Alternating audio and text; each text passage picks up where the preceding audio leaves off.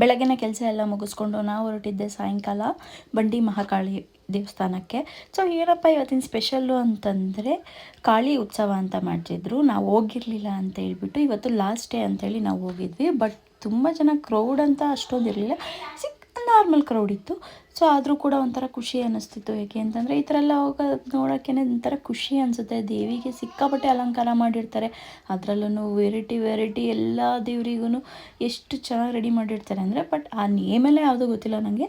ಗೊತ್ತಿರೋದು ಅಂತಂದರೆ ಬಂಡಿ ಮಹಾಕಾಳಮ್ಮ ದೇವಸ್ಥಾನದಲ್ಲಿ ಇರೋದು ಒಂದೇ ದೇವರು ಬಂಡಿ ಮಹಾಕಾಳಮ್ಮ. ಸೊ ಆ ದೇವರೇ ಇದು ಪವರ್ಫುಲ್ ದೇವರು ಅಂತ ಹೇಳಿ ಪೂಜೆ ಮಾಡ್ತಾಯಿದ್ರು, ಹೋಮ ಮಾಡ್ತಾಯಿದ್ರು. ಅದನ್ನೆಲ್ಲ ನೋಡಿಕೊಂಡು ಸರಿ ಅಂತೇಳಿ ನಮಗೆ ಗೊತ್ತಲ್ಲ, ದುಡ್ಡು ಕೊಟ್ಟು ಹೋಗೋಣ ಅಂತಂದರೆ ಬೇಡ, ದೇವ್ರನ್ನ ಇವತ್ತು ಕ್ಯೂನಲ್ಲೇ ನಿಂತ್ಕೊಂಡು ನೋಡಬೇಕು ಅಂತೇಳಿ ನಾವು ವೆಯ್ಟ್ ಮಾಡಿ 1 ಅವರ್ ಕ್ಯೂನಲ್ಲಿ ನಿಂತಿದ್ದೀವಿ. ಎಷ್ಟೊತ್ತಾದರೂ ಮೂವೇ ಆಗ್ತಿರ್ಲಿಲ್ಲ ಅಂತೇಳ್ಬಿಟ್ಟು ಸ್ವಲ್ಪ ಮೂವ್ ಆಗ್ತಿದ್ದಂಗೆ ನಾನು ನಮ್ಮ ಕೀರ್ತಿ ಏನು ಮಾಡೋಣ, ಟೈಮ್ ಪಾಸ್ ಆಗಬೇಕಲ್ಲ.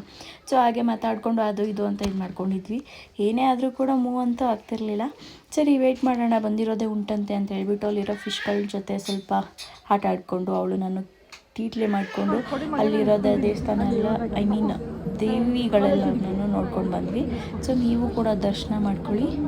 ಲೋಕ ಮಾತೆ ಭಾರತ ಹುಣ್ಣಿಮೆ ಶುಭ ದಿನದಂದು ಆನೆ ಮೇಲೆ ಅಂಬಾರಿ ಪಲ್ಲಕ್ಕಿಯ ಎರುವಳು ಜಾತ್ರೆಯನ್ನು ನೋಡಲೆಂದು ಬರುತ್ತಲಿದೆ ಭಕ್ತರ ದಂಡು. ಎತ್ತಿನ ಬಂಡಿಯ ಹೂಡಿದ ಭಕ್ತರು ದಂಡಿನಿಂದ ಬರ್ತಾರೆ, ಹರಕೆಯನ್ನು ತರ್ತಾರೆ ಮೈಸೂರಿನಿಂದ.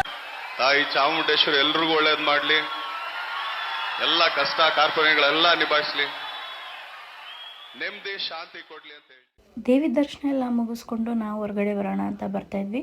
ಹಾಗೆ ಅಲ್ಲಿ ಪ್ರೋಗ್ರಾಮ್ ನಡೀತಾಯಿತ್ತು, ಅದನ್ನು ಕೂಡ ಸ್ವಲ್ಪ ಹೊತ್ತು ಕುತ್ಕೊಂಡು ನೋಡ್ಕೊಂಡು ಬರೋಣ ಅಂತ ಹೇಳ್ಬಿಟ್ಟು ಅಲ್ಲೂ ಕೂಡ ಹೋಗ್ತಾಯಿದ್ವಿ. ಸೊ ಇನ್ನೇನು ಮಾಡೋದು, ಟೆಂಪಲ್ ರನ್ ಎಲ್ಲ ಮುಗಿಸಾದ್ಮೇಲೆ ಅಲ್ಲಿಗೆ ಸ್ವಲ್ಪ ಟೈಮ್ ಸ್ಪೆಂಡ್ ಮಾಡೋಣ ಅಂತ ಹೇಳ್ಬಿಟ್ಟು ಅಲ್ಲಿಗೂ ಕೂಡ ಹೋದ್ವಿ. ಹಾಗೆಯೇ ನನಗೊಂದು ಅಲ್ಲಿ ಸಾಂಗ್ ಹಾಡ್ತಾ ಇದ್ದಿದ್ದು ಸಿಕ್ಕಾಪಟ್ಟೆ ಲೈಕ್ ಆಗಿದ್ದು ಅಂತಂದರೆ ಈ ಸಾಂಗ್, ನೀವು ಕೇಳಿ.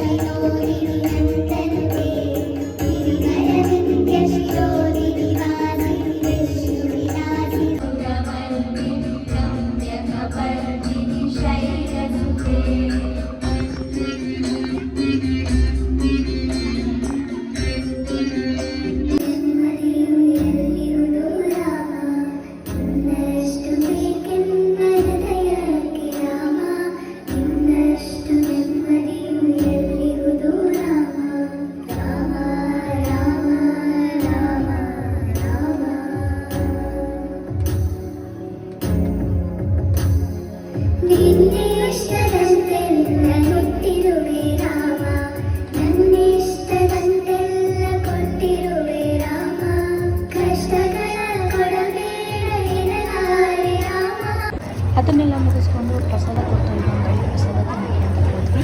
ಅನ್ನ ಸಾಂಬಾರು ಸಿಕ್ಕಾಪಟ್ಟೆ ಚೆನ್ನಾಗಿತ್ತು. ಬಟ್ ಜಾಸ್ತಿ ಹಾಕಿದ್ರು ಕೂಡ ರೈಸ್ನ ಕಷ್ಟಪಟ್ಟು ಮಾಡಬಾರ್ದು ಪ್ರಸಾದ ಮಾಡ್ತೀವಿ. ಹೊಟ್ಟೆ ತುಂಬ ತಿಂದು ಬಂದಿದ್ದೀವಿ.